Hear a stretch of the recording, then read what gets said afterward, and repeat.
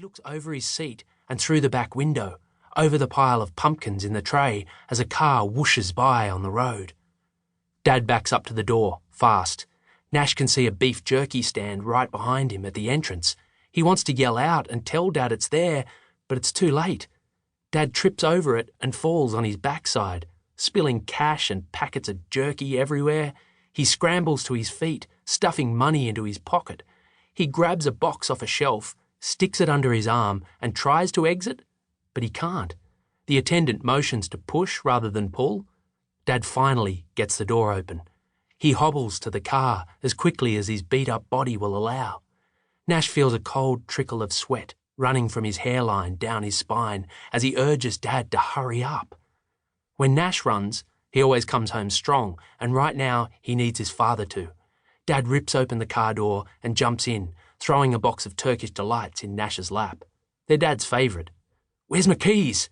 Dad asks, head hunched so it doesn't hit the roof.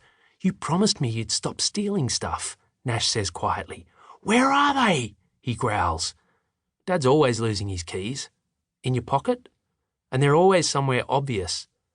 The shop attendant is on the phone, staring right at them, calling the police probably. This jabs Nash with panic. Dad rips a wad of cash out of his jeans pocket and it explodes like a money fountain. It's mainly 50s, a few hundreds, some 20s. The bills are all over the dashboard, on Nash's lap, the floor. But no keys. Dad checks down the side of his seat, frantic now. The old guy in the store puts down the phone and a car pulls into the driveway. Nash turns and looks, face burning bright in headlamp light. The vehicle stops at pump 5 and the lights flick off. It's not the police. It's a dark green Volvo. Dad is still searching. He's panicky now. They both are. Nash looks through the rear window. The woman in the other car is filling up her tank. Nash suddenly realises who she is, and his heart gives an almighty thump. He scooches down low in his seat. "That's Mrs. Diaz," Nash says, breath tight in his chest. "Who's Mrs. Diaz?" Dad grunts. Nash jerks his head back, and Dad looks around to confirm that Nash's school principal is indeed filling up her tank at number 5.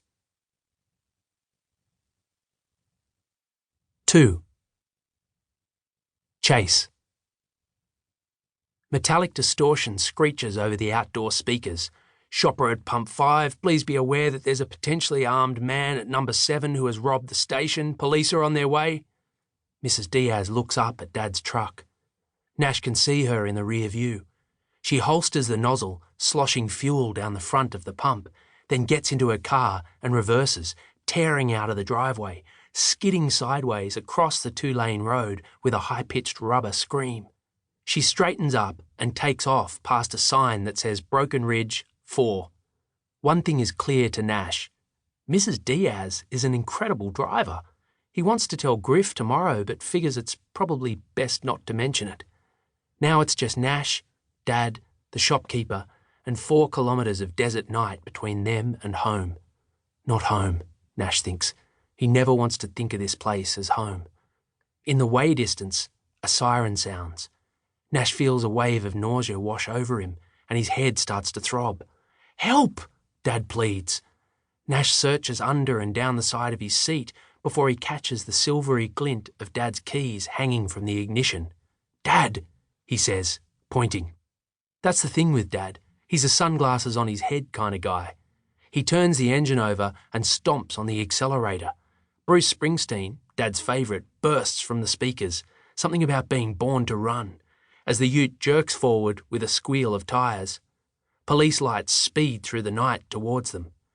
Rather than turning right onto Broken Ridge Road, Dad spins the wheel left and says, "Hold on." They race past the ice machine, the firewood, and the tyre pump towards a timber fence about 2 metres tall. The siren's loud now. "Dad?" Nash says, realising what's about to happen. "Sorry, Nashy. It's the only way." Nash clutches the armrest. The truck gathers speed. Nash places his other hand on the dashboard and presses his feet hard into the rusted metal floor. There's a sign on the fence that says 99-cent donut and coffee, with a picture of a donut with arms and legs, grinning like it can't wait to be eaten or driven through. To keep listening to this audiobook, I've left you a link in the description so you can do it, at no cost thanks to Audible's 30-day free trial.